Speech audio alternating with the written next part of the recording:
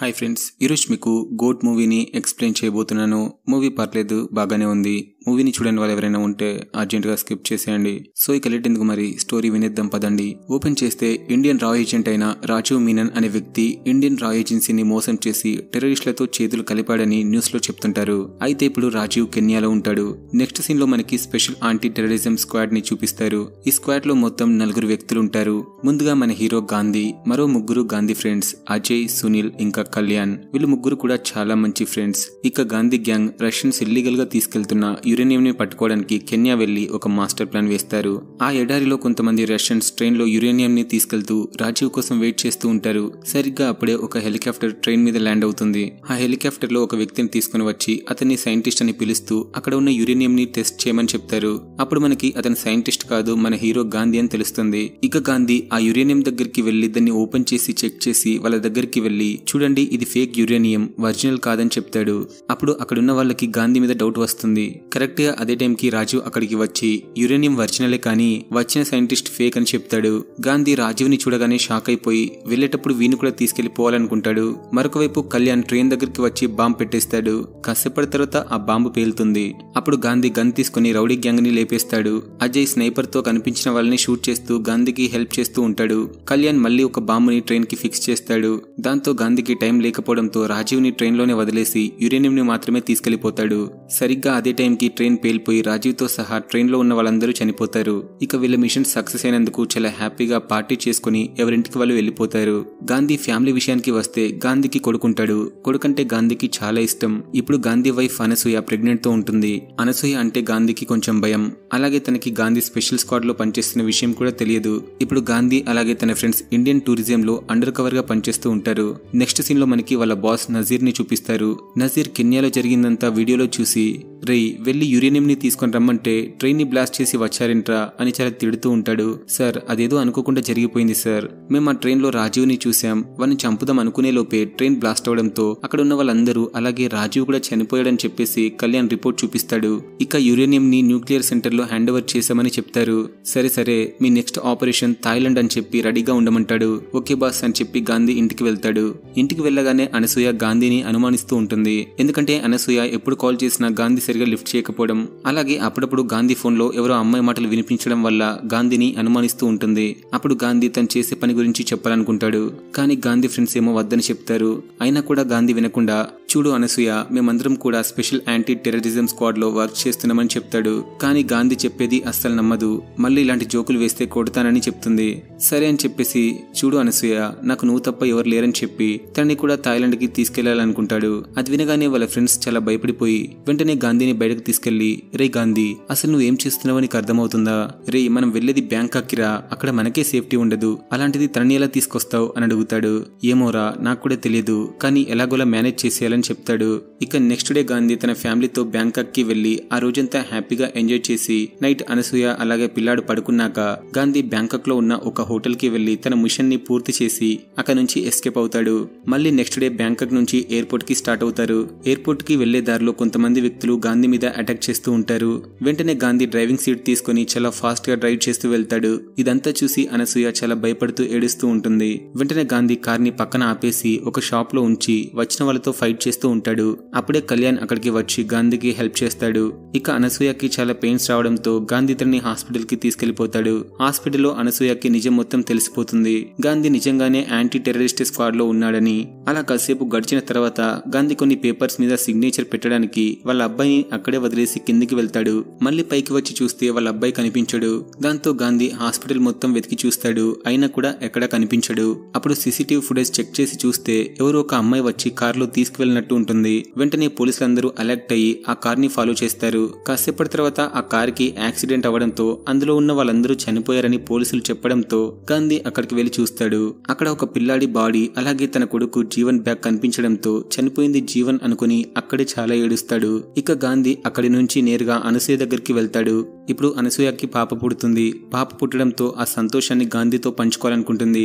కానీ గాంధీ మన అబ్బాయి చనిపోయాడని చెప్తాడు.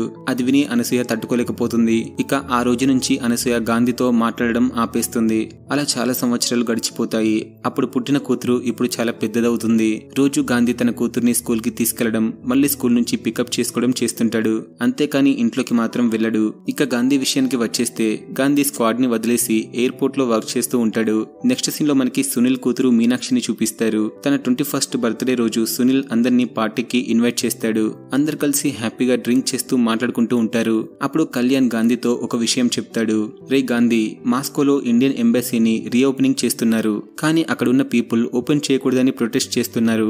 సో ఇప్పుడు నువ్వు వెళ్ళి అక్కడున్న ఆఫీసర్స్ ని ఎలాగైనా కన్విన్స్ చేసి వాళ్ళకి ట్రైనింగ్ ఇచ్చి రమ్మని చెప్తాడు. సరే అని చెప్పేసి గాంధీ మాస్కో వెళ్లి అక్కడ ఉన్న ఆఫీసర్స్ తో మాట్లాడుతూ ఉంటాడు. అక్కడున్న లోకల్ గ్రూప్ లో కొంతమంది వ్యక్తులు ఇండియన్ ఎంబసీ ముందు చాలా గొడవ చేస్తూ ఉంటారు. అప్పుడే గాంధీ దగ్గరికి ఒక 20 సంవత్సరాల కుర్రాడు మాస్క్ వేసుకుని వచ్చి గాంధీతో ఫైట్ చేస్తూ ఉంటాడు. గాంధీ అతన్ని కొట్టి మాస్క్ తీసేస్తాడు. అతన్ని చూసి గాంధీ చాలా షాక్ అవుతాడు. ఎందుకంటే అక్కడ ఉన్న పిల్లోడు సేమ్ గాంధీలాగే ఉంటాడు కాబట్టి. దాంతో గాంధీ కొట్టడం ఆపేసి అతన్ని చూస్తూ ఉండిపోతాడు. అప్పుడు పోలీసులు రావడంతో అతను కూడా అక్కడి నుంచి వెళ్ళిపోతాడు. అతను వెళ్ళిపోయాక గాంధీ వచ్చిన పిల్లోడి గురించి ఆలోచిస్తూ చిన్నప్పుడు చనిపోయిన తన కొడుకుని గుర్తు చేసుకుంటాడు. నెక్స్ట్ డే గాంధీ ఇండియాకి వెళ్తున్నప్పుడు రోడ్డు మీద నిన్న కలిసిన కుర్రాడు కనిపిస్తాడు. వెంటనే అతన్ని ఫాలో చేస్తూ జీవన్ అని పిలుస్తాడు. జీవన్ అని పిలవగానే అతను అక్కడే ఆగిపోయి మీరు మా నాన్న కదా అని అడుగుతాడు. అప్పుడు గాంధీ జీవన్ కాళ్ళు పట్టుకుని చాలా ఏడుస్తూ, రే జీవన్, నువ్వు ఇక్కడేం చేస్తున్నావురా, మమ్మల్ని చూడడానికి ఎందుకు రాలేదని అడుగుతాడు. ఏమో నాన్న, నాకు అసలేం గుర్తులేదు. కానీ నిన్ను చూసినప్పుడు నేను నిన్ను ఎక్కడో చూసినట్టు అనిపించిందని చెప్తాడు. అయినా నాన్న, మీరు ఇక్కడ ఉండడం అంత సేఫ్ కాదు. ఈ ఏరియాలో ఫైజల్ గ్యాంగ్ ఉంటుంది. ఆ గ్యాంగ్ నీ మీద అటాక్ చేయకముందే మీరు ఇండియాకు వెళ్ళిపోండి అని చెప్తాడు. రే జీవన్, నిన్ను వదిలేసి నేను ఎక్కడికి వెళ్తాన్రా, నువ్వు వస్తేనే నేను ఇండియాకి వెళ్తానని చెప్తాడు. అది కాదు నాన్న, వాళ్ళ గురించి నీకు అస్సలు తెలియదని చెప్తాడు. రే జీవన్, నా గురించి వాళ్ళకి తెలియదురా, అవన్నీ కాదు గాని ముందు నాతో రా అని చెప్పగానే ఫైజల్ గ్యాంగ్ వచ్చి అటాక్ చేస్తారు. దాంతో ఆ గ్యాంగ్ నుంచి తప్పించుకోవడానికి ఒక బైక్ మీద పారిపోతారు. ఆ తర్వాత జీవన్ ని ఇండియాకి తీసుకెళ్లి అనసూయకి చూపిస్తాడు. తన కొడుకుని చూసుకుని అనసూయ చాలా హ్యాపీగా ఫీల్ అవుతుంది. ఇక ఆ రోజు విడిపోయిన వాళ్ళిద్దరూ ఈ రోజు మళ్ళీ కలుసుకుని మాట్లాడుకుంటారు. జీవన్ వచ్చినందుకు గాంధీ తన ఫ్రెండ్స్ ని పిలిపించి పార్టీ ఇస్తాడు. అలాగే జీవన్ కూడా తన ఫ్యామిలీతో హ్యాపీగా ఎంజాయ్ చేస్తూ చిన్నప్పటి ఫోటోలు చూస్తూ ఉంటాడు. అప్పుడే జీవన్ చిన్నప్పటి గర్ల్ ఫ్రెండ్ మీనాక్షి కూడా కనిపించడంతో మళ్ళీ ప్రేమించుకుంటారు. మీనాక్షి కూడా జీవన్ తో చాలా కనెక్ట్ అవుతుంది. ఎప్పుడు చూసినా వాడితోనే తిరుగుతూ ఉంటుంది. అలా కొన్ని రోజుల తర్వాత నజీర్ గాంధీకి కాల్ చేసి, రే గాంధీ, నువ్వు ఎక్కడున్నావు, అర్జెంట్ గా నేను కలవాలి, ఇది ఫోన్ లో చెప్పే మ్యాటర్ కాదు, ఫాస్ట్ గా నా దగ్గరికి రా అని చెప్తాడు. అప్పుడు ఒకడు బైక్ మీద వచ్చి నజీర్ కార్ లో బాంబు వేస్తాడు. అది గమనించి నజీర్ తప్పించుకుంటాడు. అయినా కూడా ఆ బైకర్ నజీర్ ని వదలకుండా వెనకాలే ఫాలో అవుతూ వెళ్తుంటాడు. నజీర్ వెంటనే గాంధీకి కాల్ చేసి జరిగిందంతా చెప్పాలనుకుంటాడు. కానీ నజీర్ ఫోన్ కింద పడిపోవడంతో ఆ ఫోన్ ని అక్కడే వదిలేసి పక్కనే ఉన్న మెట్రో ఎక్కేస్తాడు. ఆ బైకర్ కూడా మెట్రోని ఫాలో అవుతూ మెట్రో ఎక్కేస్తాడు. అదే మెట్రోలో గాంధీ కూడా ఉంటాడు. చాలా ఫాస్ట్ గా వచ్చేస్తాడన్నమాట. అప్పుడు గాంధీకి ఆ బైకర్ కి మధ్య చాలా పెద్ద గొడవ జరుగుతుంది. ఆ ఫైట్ లో గాంధీ ఓడిపోతాడు. ఇక ఆ బైకర్ నజీర్ ని పొడి చేసి అక్కడి నుంచి పారిపోతాడు. కానీ గాంధీ ట్రైన్ లోనే ఉండి ఏమీ చేయలేకపోయినందుకు చాలా బాధపడతాడు. వెంటనే వాడిని పట్టుకోవడానికి వెనకాలే వెళ్తాడు. కానీ వాడు మిస్ అయిపోతాడు. అప్పుడే మనకు అతని ఫేస్ ని చూపిస్తారు. అతను ఎవరో కాదు, గాంధీ కొడుకు జీవన్. నెక్స్ట్ డే గాంధీ తన ఫ్రెండ్స్ ని మీట్ అయి ఆ బైకర్ గురించి చెప్తూ, రే ఇదంతా చేసింది ఎవడైనా సరే వాణ్ణి నా చేతులతో చంపేస్తా అని తన ఫ్రెండ్స్ తో చెప్తాడు. ఇదంతా జీవన్ వింటూ ఉంటాడు. ఇక గాంధీ మళ్ళీ స్క్వాడ్ లో జాయిన్ అయిపోతాడు. జాయిన్ అయిన రోజే నజీర్ గురించి ఎంక్వైరీ చేస్తూ ఉంటాడు. అతను ఢిల్లీ నుంచి చెన్నైకి వచ్చిన రోజు నుంచి చనిపోయే రోజు వరకు ఎక్కడ స్టే చేశాడు, ఎక్కడున్నాడు అని మొత్తం ఎంక్వైరీ చేస్తూ ఉంటాడు. ఆ తర్వాత నజీర్ ఫోన్ గురించి కనుక్కోమని తన స్క్వాడ్ కి చెప్తాడు. మరొకవైపు జీవన్ కి డాడ్ అనే నెంబర్ నుంచి కాల్ వస్తుంది. జీవన్ కాల్ లిఫ్ట్ చేసి హలో నాన్న అని పిలుస్తాడు. అప్పుడే మనకి ఆ నాన్నని చూపిస్తారు. ఇతను ఎవరో కాదు, ముందు ట్రైన్ యాక్సిడెంట్ లో చనిపోయినట్టు చూపించారు కదా రాజీవ్, అతనే. అప్పుడే మనకి ఆ రోజు ఏం జరిగిందో చూపిస్తారు. యాక్చువల్ గా ఆ ట్రైన్ లో రాజీవ్ తన ఫ్యామిలీతో కలిసి పారిపోతూ ఉంటాడు. అదే సమయంలో గాంధీ రావడం, పెంట చేయడం, ట్రైన్ బ్లాస్ట్ అవ్వడం ఇదంతా జరగడం వల్ల రాజీవ్ తన ఫ్యామిలీని పోగొట్టుకుంటాడు. కానీ అతను మాత్రం ప్రాణాలతో బయటపడతాడు. అతను ఫ్యామిలీని పోగొట్టుకున్న బాధలో ఏం చేయాలో అర్థం కాక వెంటనే థాయిలాండ్ లో ఉన్న గాంధీ కొడుకు జీవన్ ని కిడ్నాప్ చేయిస్తాడు. అతని కిడ్నాప్ చేయించి ఎవరికి తెలియకుండా ఒక సీక్రెట్ ప్లేస్ లో కొన్ని రోజులు దాచిపెట్టి చాలా టార్చర్ చూపిస్తూ అక్కడే అడుక్కునే వాళ్ళ చేస్తాడు. ఆ తర్వాత ఆ పిల్లాడు చాలా భయపడడంతో రాజీవే డైరెక్ట్ గా వచ్చి జీవన్ ని కావాలని సొంత కొడుకులా పెంచుకుంటాడు. ఎంతలా ఎంతలా అంటే జీవన్ రాజీవ్ కోసం ప్రాణం ఇచ్చే అంత. ఎందుకంటే చిన్నప్పుడు కష్టంలో ఉన్న జీవన్ని ఆదుకుంది రాజీవే కాబట్టి అతని కోసం ఎంత దూరమైనా వెళ్ళడానికి సిద్ధపడతాడు. అలా ఒక రోజు రాజీవ్ కోసం కొంతమందిని చంపడానికి వెళ్తాడు. ఆ తర్వాత ఇంటికి వెళ్లి చూస్తే రాజీవ్ చనిపోతున్నట్టు యాక్ట్ చేస్తూ జీవన్ తో ఒక విషయం చెప్తాడు. రే జీవన్, నా ఫ్యామిలీని చంపింది, నాకు అన్యాయం చేసింది ఎవరో తెలిసిపోయింది. అతను ఎవరో కాదు, నిన్ను కన్న తండ్రి గాంధీ అని చెప్తాడు. ఆ రోజు నేను నిన్ను దత్తత తీసుకుని చాలా గారాబంగా పెంచాను, కానీ నేను గాంధీని చంపి నీకు ద్రోహం చేయలేనని చెప్తాడు. సరేనన్నా, మీరు చంపకండి, మీకు కష్టం కలిగించిన అతన్ని నేనే చంపేస్తా అని జీవన్ చెప్పగానే రాజీవ్ వద్దంటాడు. ఎందుకునైనా వద్దంటారు? ఆ రోజు నన్ను మీరు అనాథగా వదిలేసి ఉంటే నేనిప్పుడు ఎక్కడో ఉండేవాణ్ణి, కానీ నాకు ఒక మంచి లైఫ్ ఇచ్చారు. మీకోసం ఏదైనా చేస్తా, ఎంత దూరమైనా వెళ్తా. నీకు వాడు ఏ నరకమైతే చూపించాడో అలాంటి నరకమే వాడికి చూపిస్తా అని చెప్తాడు. అది వినగానే రాజు చాలా హ్యాపీగా ఫీల్ అవుతాడు. ఇక ప్రెజెంట్ కి వచ్చేస్తే జీవన్ రాజీవ్ తో ఇప్పుడు జరిగిందంతా చెప్తూ మా నాన్న నా మీద చాలా ప్రేమ చూపిస్తున్నాడు, అది చూసి నేను తట్టుకోలేకపోతున్నాను, అర్జెంట్ గా మనం వేసుకున్న ప్లాన్ ని సక్సెస్ చేయాలి అని మాట్లాడుకుంటారు. ఆ తర్వాత జీవన్ ఇంటికి వెళ్లి తన ఫ్యామిలీతో కలిసి తింటూ ఉంటాడు. సరిగ్గా అప్పుడే గాంధీకి ఆఫీస్ నుంచి కాల్ వస్తుంది. సార్, నజీర్ సార్ నెంబర్ ని ట్రాక్ చేస్తున్నాం, త్వరలో మీకు ఇన్ఫర్మేషన్ ఇస్తామని చెప్తారు. ఇదంతా జీవన్ వినేసి వెంటనే వాళ్ళ ఫ్రెండ్ కి మెసేజ్ చేసి రమ్మంటాడు. నెక్స్ట్ సీన్ లో నజీర్ ఫోన్ ని దొంగతనం చేసిన దొంగని చూపిస్తారు. అతనికి గాంధీ కాల్ చేసి, రేయ్, ఇప్పుడు నువ్వు మాట్లాడుతున్న ఫోన్ మా ఫ్రెండ్ది, అది నాకు ఇచ్చేయి, నీకు ఏం కావాలంటే అది చేస్తా అని చెప్తాడు. సరే అయితే ఒక 50,000 రెడీ చేసుకో, ఒక అడ్రస్ చెప్తాను, అక్కడికి వచ్చి ఫోన్ తీసుకెళ్ళు అని దొంగ చెప్తాడు. సరే వస్తున్నా, అక్కడే ఉండమని చెప్పి గాంధీ తన ఫ్రెండ్స్ ని తీసుకుని స్టార్ట్ అవుతాడు. వీళ్ళు మాట్లాడుకుందంతా జీవన్ వినేసి వెంటనే ఆ దొంగకి కాల్ చేసి, రేయ్, ఇందాక ఒక వ్యక్తి 50,000 ఇస్తారని చెప్పాడు కదా, నేను 1,00,000 ఇస్తా, ఆ ఫోన్ నాకే ఇవ్వమని అడుగుతాడు. సరే మీరే తీసుకోండి అని చెప్పి అడ్రస్ మార్చి గాంధీకి ఇవ్వకుండా జీవన్ కి ఇవ్వడానికి వెళ్తాడు. ఇక ఆ దొంగని ట్రాక్ చేస్తున్న గాంధీ వీడి లొకేషన్ చేంజ్ చేశాడని డౌట్ వచ్చి ఆ దొంగకి కాల్ చేస్తాడు. అప్పుడు ఆ దొంగ అంటాడు, సార్, మీరు నాకు 50,000 ఇస్తానని చెప్పారు, కానీ వాడెవడో కాల్ చేసి 1,00,000 ఇస్తానని చెప్పాడు, అందుకే ఫోన్ ని వాడికి ఇవ్వబోతున్నా అని చెప్తాడు. రే దొంగ, చెప్పేది వినరా ఫస్ట్, నీకు ఫోన్ చేసింది ఒక కిల్లర్, వాడే నువ్వు కొట్టేసిన ఫోన్ ఓనర్ ని చంపేసి ఇప్పుడు నిన్ను కూడా చంపడానికి వస్తున్నాడు. నేను ఒక పోలీస్ ఆఫీసర్ని, నేను వచ్చేంత వరకు నువ్వు ఎక్కడికైనా పారిపో, నేను వచ్చి ఆ మొబైల్ తీసుకుంటా అని చెప్తాడు. సరే సార్ అని చెప్పి పక్కన ఉన్న హోటల్ లోపలికి వెళ్ళిపోతాడు. ఆ దొంగని జీవన్ చూసి అతని వెనకాలే ఫాలో అవుతాడు. జీవన్ ఫ్రెండ్ ఆ హోటల్లో ఉన్న సెక్యూరిటీ కెమెరాస్ ని హ్యాక్ చేస్తాడు. దాంతో ఆ దొంగ ఎక్కడున్నాడో గాంధీ కనుక్కోలేకపోతాడు. అప్పుడే అజయ్ కి ఆ దొంగ కనిపిస్తాడు. వెంటనే అతని దగ్గర నుంచి ఫోన్ తీసుకుని వెళ్తూ ఉండగా జీవన్ కనిపిస్తాడు. జీవన్ ని చూసి అజయ్, రే జీవన్, నువ్వేంట్రా ఇక్కడున్నావు, ఇంట్లో ఉండాలి కదా, ఇక్కడికి ఎలా వచ్చావు అని అడుగుతూ ఉంటాడు. అప్పుడు జీవన్ అజయ్ కి నిజం మొత్తం చెప్పి అతన్ని చంపేస్తాడు. ఆ తర్వాత హోటల్ నుంచి పారిపోతుంటే గాంధీ వెనక నుంచి చూసి ఫాలో చేస్తాడు, కానీ మధ్యలో మిస్ అవుతాడు. అలా ఒక ప్లేస్ కి వెళ్లి చూస్తే అక్కడ మీనాక్షి అలాగే జీవన్ కిస్ చేసుకుంటూ కనిపిస్తారు. అది చూసి గాంధీ, రే మీరిద్దరేంట్రా ఇక్కడేం చేస్తున్నారు, సరే సరే ఫాస్ట్ గా ఇంటికి వెళ్ళండి అని పంపించేస్తాడు. ఆ తర్వాత దొంగని తీసుకొచ్చి ఇంట్రాగేషన్ చేస్తూ, రే నువ్వు ఆ ఫోన్ లో ఏం చూసావురా అని అడిగితే, సార్, నేను ఫోన్ లో మాత్రమే కొట్టేస్తాను, అంతేకాని ఆ ఫోన్ లో ఏమేమి ఉన్నాయో నేను చూడనని చెప్తాడు. అలా చెప్పడంతో ఆ దొంగని వదిలేస్తారు. మరొక వైపు జీవన్ ఫ్రెండ్ నజీర్ ఫోన్ లో ఉన్న డేటాని కాపీ చేసుకుని ఫోన్ ని పడేస్తాడు. నెక్స్ట్ సీన్ లో గాంధీని చూపిస్తారు. గాంధీ అజయ్ చనిపోయినందుకు చాలా బాధపడుతూ, జీవన్ వచ్చినప్పటి నుంచే ఇలాంటివి జరుగుతున్నాయి, జీవన్ నాకు ఆ రోజే చెప్పాడు ఫైజల్ గ్యాంగ్ గురించి, సో ఇదంతా చేస్తుంది ఆ గ్యాంగే అనుకుంటా అని తన ఫ్రెండ్స్ తో చెప్తూ ఉన్నప్పుడు గాంధీకి ఒక కాల్ వస్తుంది. రాజేందర్ అనే ఆఫీసర్ కాల్ చేసి, గాంధీ సార్, మీరు మాస్కో వెళ్ళినప్పుడు గొడవ చేశారు కదా, ఆ గ్యాంగ్ లో కొందరు వ్యక్తులు చెన్నై హార్బర్ లో కనిపించారు, వాళ్ళందరూ ఇల్లీగల్ గా ఇండియాకి వచ్చారు, మేము వాళ్ళని పట్టుకున్నాం, మీరు త్వరగా రాండి అని చెప్తాడు. సరే సార్ వస్తున్నాం అని చెప్పి హార్బర్ కి స్టార్ట్ అవుతారు.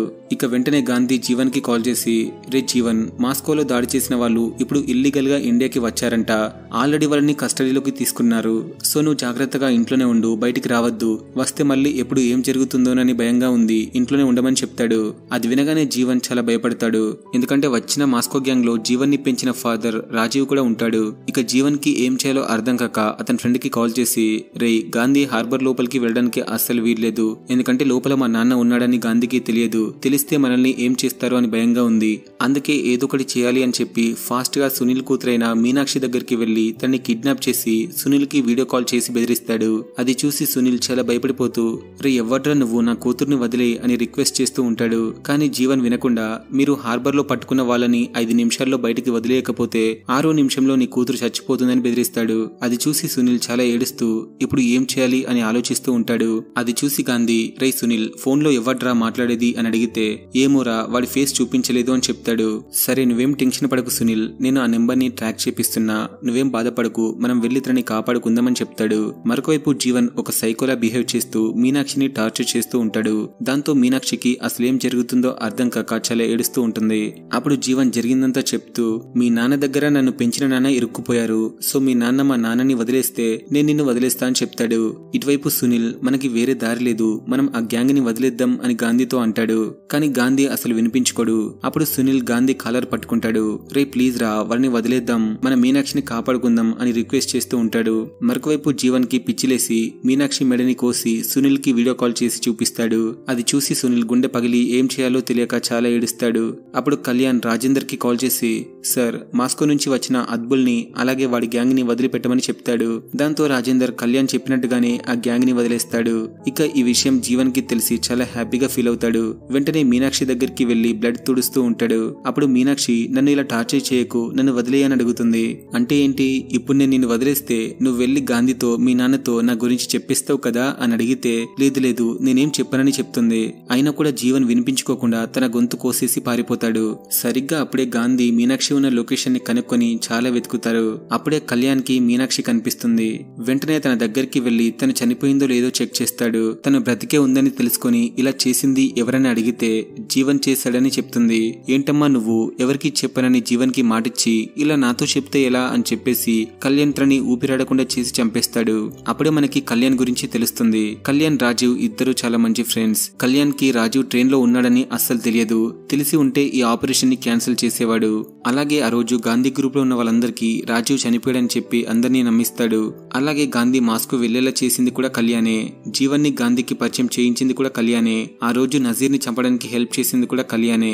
సీక్రెట్ గా గాంధీ మాట్లాడే మాటల్ని జీవన్ కి వినిపించేలా చేసింది కూడా కళ్యాణే. ఇవన్నీ చేయడానికి కళ్యాణ్ రాజీవ్ దగ్గర చాలా డబ్బు తీసుకుంటాడు. డబ్బు కోసమే కళ్యాణ్ గాంధీని మోసం చేస్తాడు. ఇక ప్రెజెంట్ కి వచ్చేస్తే కళ్యాణ్ మీనాక్షిని చంపి సునీల్ దగ్గరికి తీసుకుని వస్తాడు. సునీల్ తన కూతురు చనిపోవడం చూసి చాలా ఏడుస్తాడు. మరొకవైపు జీవన్ అద్బుల్ ని చంపేస్తాడు. అద్బుల్ వల్ల రాజీవ్ కి ఏమైనా ప్రాబ్లం ఉంటుందని ముందే లేపేస్తాడు. నెక్స్ట్ సీన్ లో మనకి ఆ దొంగని చూపిస్తారు. ఆ దొంగ జీవన్ ఫ్రెండ్ ని చూసి ఫాలో చేస్తూ గాంధీకి కాల్ చేసి చెప్తాడు. వెంటనే గాంధీ జీవన్ ఫ్రెండ్ వెనకాలే వెళ్లి అతను ఉన్న ప్లేస్ ని కనిపెడతారు. ఆ తర్వాత అతను లేని టైం చూసుకుని ఆ ఇంట్లో ఉన్న హార్డ్ డిస్క్ ని తీసుకుని వెళ్లి ఓపెన్ చేసి చూస్తారు.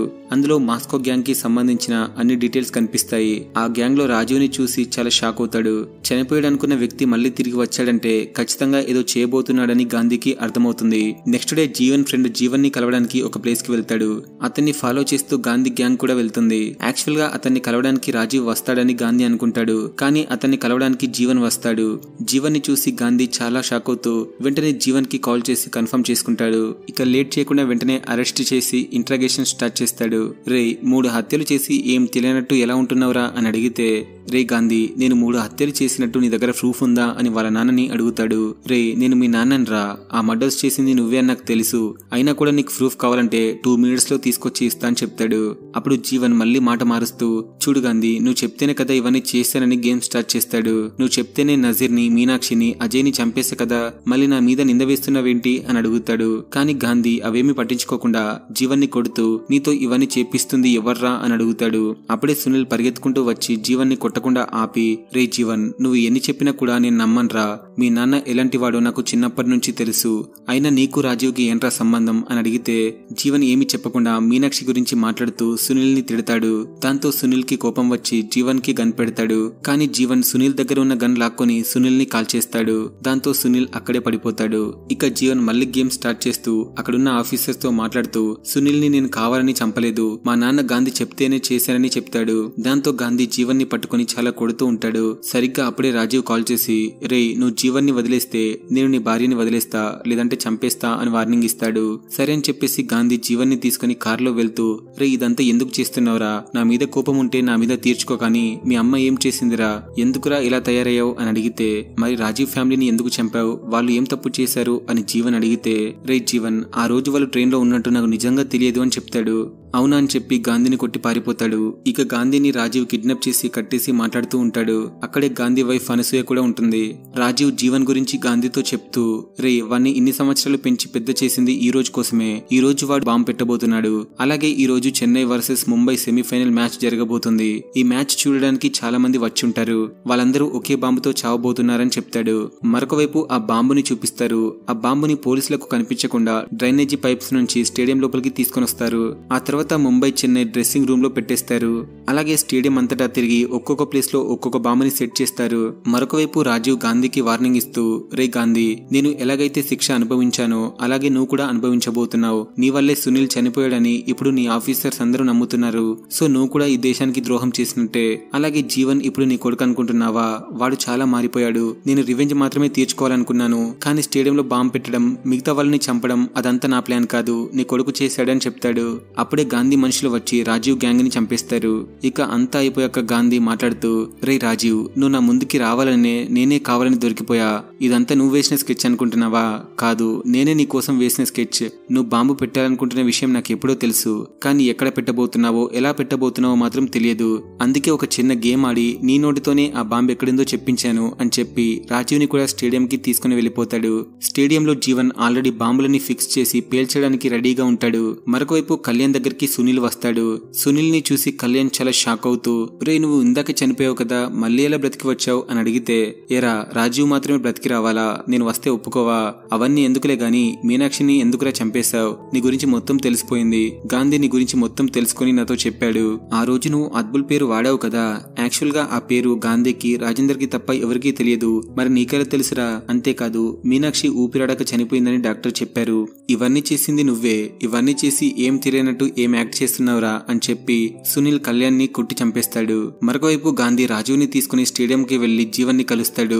జీవన్ ముందే రాజీవ్ చెంపని కొడుతూ ఉంటాడు. అది చూసి జీవన్ తట్టుకోలేక గట్టిగా అరుస్తూ ఉంటాడు. దాంతో జీవన్ కి కోపం వచ్చి అక్కడున్న వాళ్ళని షూట్ చేస్తాడు. గాంధీ కూడా రాజీవ్ కాళ్ళ మీద షూట్ చేస్తాడు. రాజీవ్ ని షూట్ చేయగానే జీవన్ పిచ్చోడిలా మారిపోయి అర్జెంట్ గా బాంబుని పేల్చాలనుకుంటాడు. కానీ రిమోట్ ఏమో కనిపించదు. దాంతో ఆ రిమోట్ కోసం వెతుకుతూ ఉంటాడు. ఆ రిమోట్ ఏమో గాంధీ వాళ్ళ కూతురు దగ్గర ఉంటుంది. తను కూడా ఐపీఎల్ మ్యాచ్ చూడడానికి వస్తుంది. ఇక గాంధీ రాజీవ్ ని ఒక వ్యక్తికి అప్పగించి తన కూతురు దగ్గరికి బయలుదేరతాడు. గాంధీ కూతురు స్టేడియం పైకి వెళ్తుంది. తన వెనకాలే జీవన్ కూడా వెళ్లి ఆ రిమోట్ ని ఇవ్వమని అడుగుతాడు. కానీ తను ఎంత అడిగినా ఇవ్వకపోవడంతో జీవన్ తన చెల్లిని చాలా కొడతాడు. అప్పుడే గాంధీ బైక్ వేసుకుని స్టేడియం పైకి వెళ్తాడు. సరిగ్గా అప్పుడే ధోని బ్యాటింగ్ చేయడానికి వస్తాడు. ఇక్కడ గాంధీకి జీవన్ కి మధ్య చాలా పెద్ద ఫైట్ జరుగుతుంది. అలా చాలాసేపు ఫైట్ చేసుకున్న తర్వాత గాంధీ బాంబ్స్ ని డియాక్టివేట్ చేస్తాడు. అప్పుడే జీవన్ మళ్లీ లేచి వచ్చి తన చెల్లిని చంపాలనుకుంటాడు. అది గాంధీ గమనించి వెంటనే తన కొడుకుని షూట్ చేసి చంపేస్తాడు. అక్కడ ధోని కూడా లాస్ట్ బాల్ కి 6 కొట్టి మ్యాచ్ ని ఫినిష్ చేస్తాడు. ఇక్కడతో ఈ మూవీ అయిపోతుంది ఫ్రెండ్స్. మన ఎక్స్ప్లెనేషన్ నచ్చితే లైక్ చేసి సబ్స్క్రైబ్ చేయండి.